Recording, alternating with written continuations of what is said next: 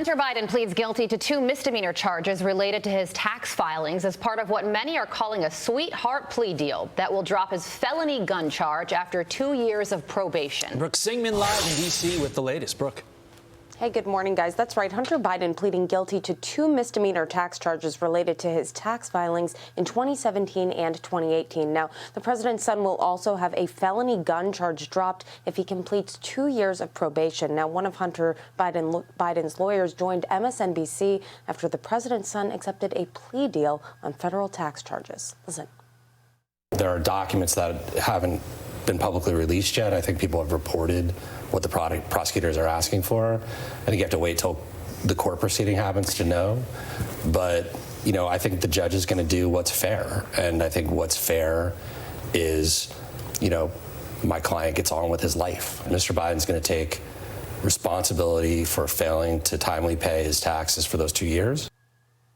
House Ways and Means Committee Chairman Jason Smith has planned a special executive session on Thursday where lawmakers will vote on whether they can review documents related to the IRS investigation into the president's son. Those documents are currently protected by tax privacy laws, but they could be released to the public if Smith gets a majority of the vote.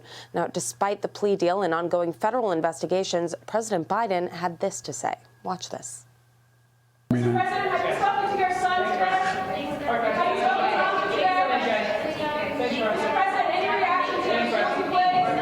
I'm very proud of my son.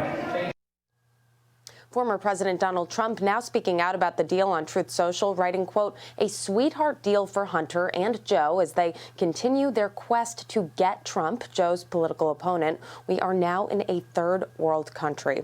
And former Attorney General Bill Barr calling out the DOJ's double standard of justice regarding President Trump and Hunter Biden's cases. Half the country believes there's a double standard of justice, or more than half of the country.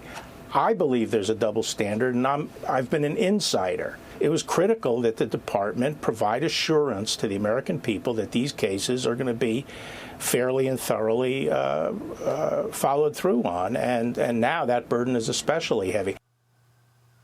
Now, in a 2021 interview, Hunter Biden said he was 100% certain he would be cleared of any wrongdoing in the federal tax investigation. Carla, okay, Brooke Singman live for us. Thank you so much. Let's bring in former FBI Special Agent and Navy SEAL Jonathan Gilliam.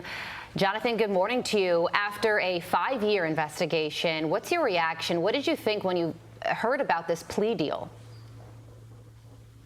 Well, I think Hunter Biden said it best himself there in that report that Brooke Singman just put out, that he said there would be that he would be vindicated. There would be nothing happen to him, basically. And he was right. And I think what we see here, I mean, so many people, I've actually had a source when I was in the FBI that was remanded back to jail for the exact same gun charge Hunter Biden somehow gets nothing for, escapes complete any type of charge whatsoever.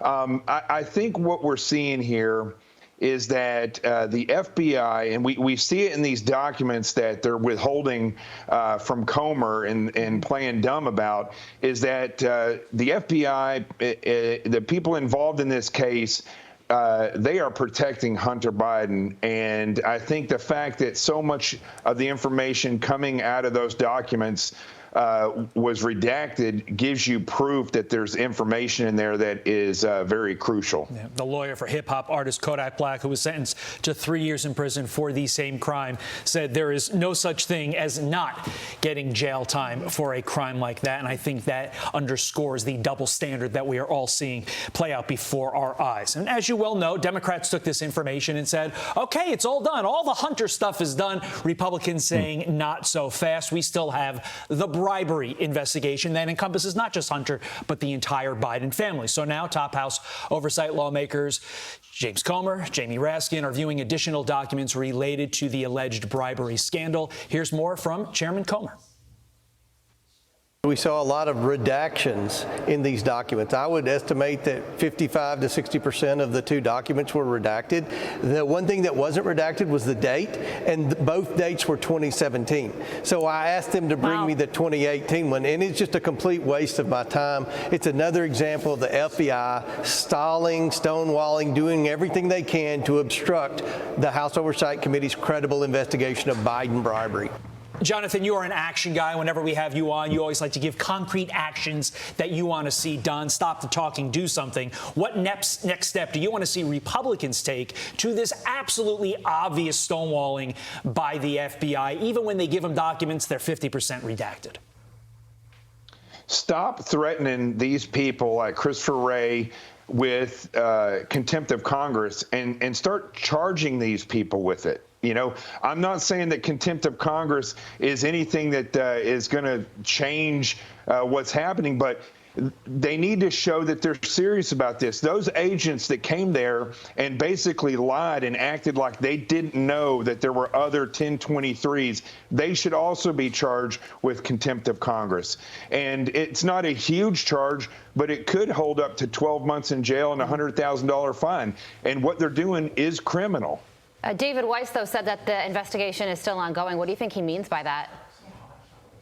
I have no idea, because if in 5 years they haven't been able to dig up anything that sticks. Listen, any case that we have had that I ever worked in the Bureau that lasted 5 years ended up in multiple convictions.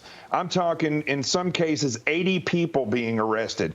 And so for 5 years, they've been looking at the Bidens, and no one has even faced anything except for 2 tax evasion charges, which, by the way, they won't release this information because it's protected by the IRS, but they'll seemingly release everything about Trump's taxes, and no worries whatsoever about that. So I think, once again, when we keep looking, and I've used this many, many times in the show, the totality of the circumstances, what we see is a Department of Justice that is protecting Hunter Biden, Joe Biden, and the Biden criminal enterprise. And to that end, Special Counsel John Durham will testify publicly this morning on his report that found the FBI had no reason to investigate Trump's links to Russia. I mean, a lot of this information is already out there. Will anything come of today's public hearing?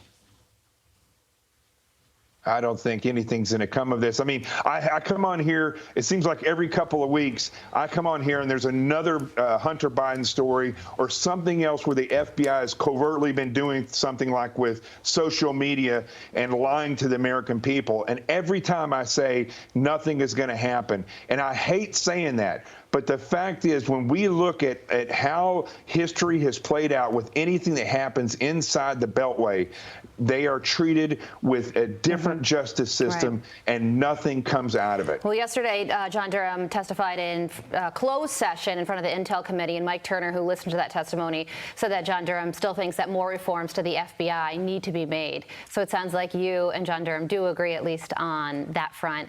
Jonathan, we appreciate you coming on every few weeks. Keep doing it. Thank you. I'll be there whenever you need me. Sounds great. JTG. I'm Steve Ducey. I'm Brian Kilmeade. And I'm Ainsley Earhart. And click here to subscribe to the Fox News YouTube page to catch our hottest interviews and most compelling analysis.